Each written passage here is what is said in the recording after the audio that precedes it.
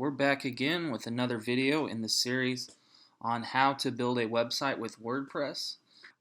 Just a quick recap, in the last video we got started by getting a new domain name and setting up web hosting with HostGator, and we installed WordPress. If you do not have WordPress installed, you may want to go back to part 1 to get that part set up so you can access your website. This video we're going to show you how to change WordPress settings. So we will step through the user settings, the general settings, as well as permalink settings.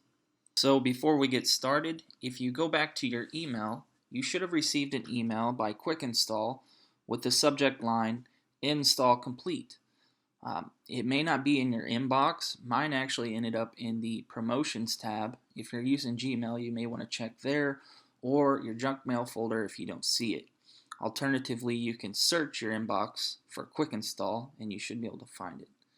In this email, you have some important information.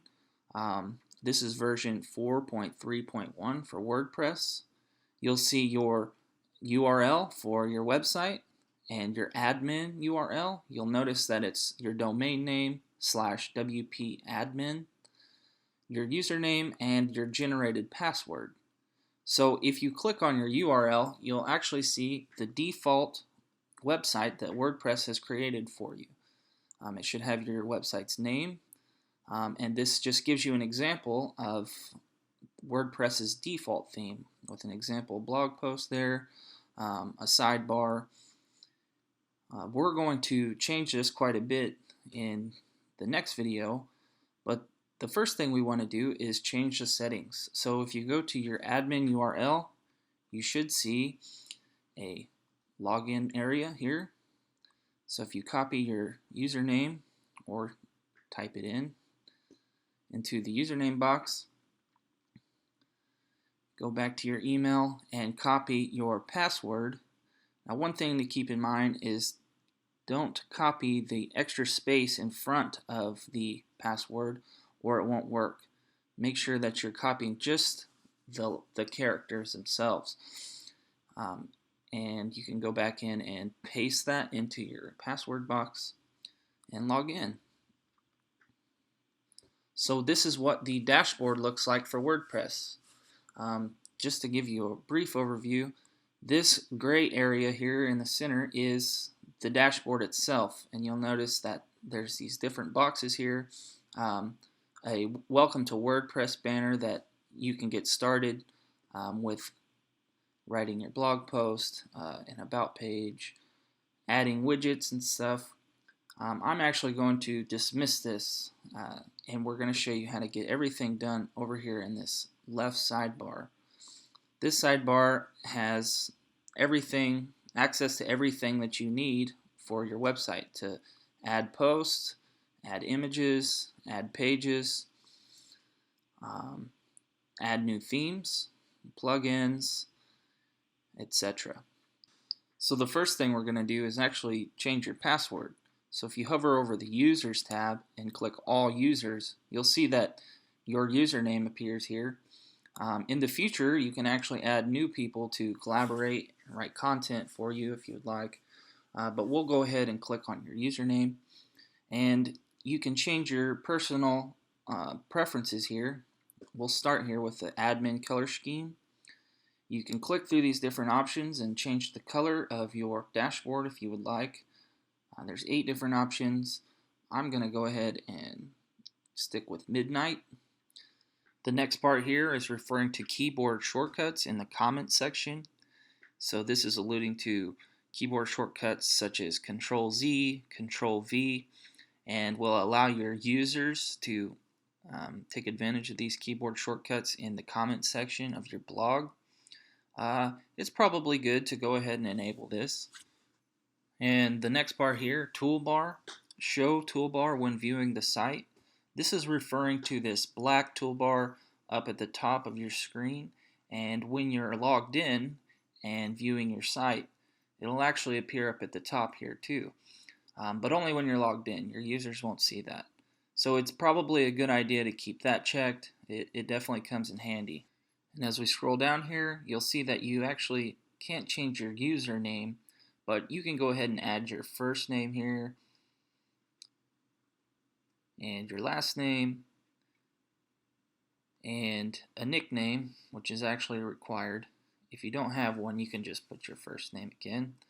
And WordPress will actually generate a combination of options here based on that information on how to publicly display your name. Now this will show up when you write a blog post. It'll say published by whatever you choose here. And then in your email here you can change this, but I would recommend leaving that the same. If you have another website, you can add that in here. In the Biographical Info area, you can add some information about yourself if you'd like. This may or may not show up on your website depending on the theme you choose, and this is just optional.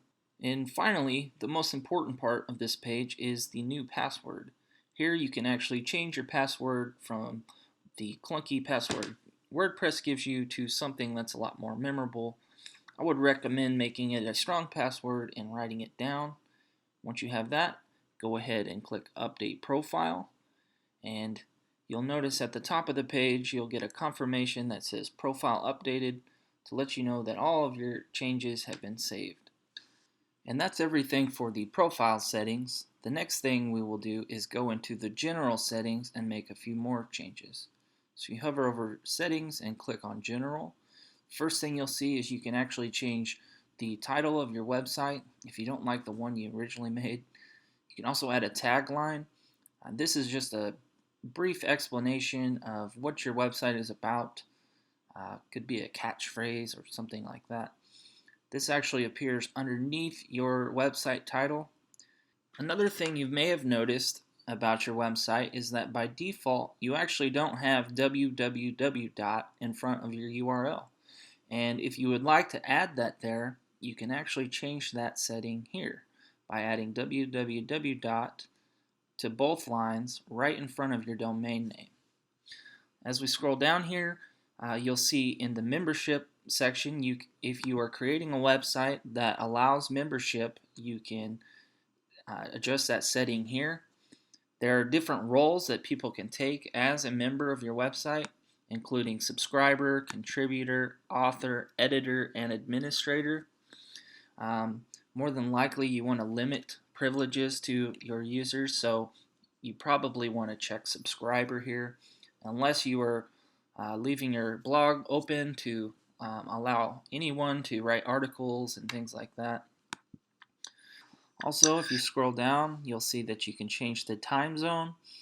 If you can find a city that is in your time zone, for example, Chicago is in Central Time Zone, you can change that. You can also change the date format and the time format that displays on your website. I'm going to leave those how they are. You can change what day the week starts on and your language, and you can press Save Changes when you're done.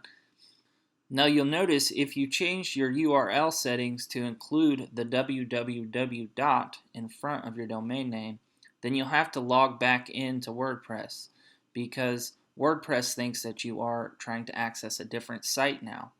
So with the new password you generated in the profile settings, go ahead and log back in if you were seeing this login screen. Okay, so we've finished our general settings now. There's one more type of setting that we want to look at. And if you go to hover over settings and click on permalinks, you'll see that you can change the way your permalinks appear in the browser. By default, it may be on day and name. I would recommend switching this to post name. And the reason is that with post name, you have a better URL for search engine optimization, and your pages can rank better in Google. And then go ahead and save that. You'll see that a confirmation that your permalink structure has been updated. And that concludes our lesson on how to change settings. For the next video in this series, we will start exploring different WordPress themes and how to customize your theme settings. Themes are basically how you style and design your website from the boring default theme you currently have to something that works well for the website that you would like to build.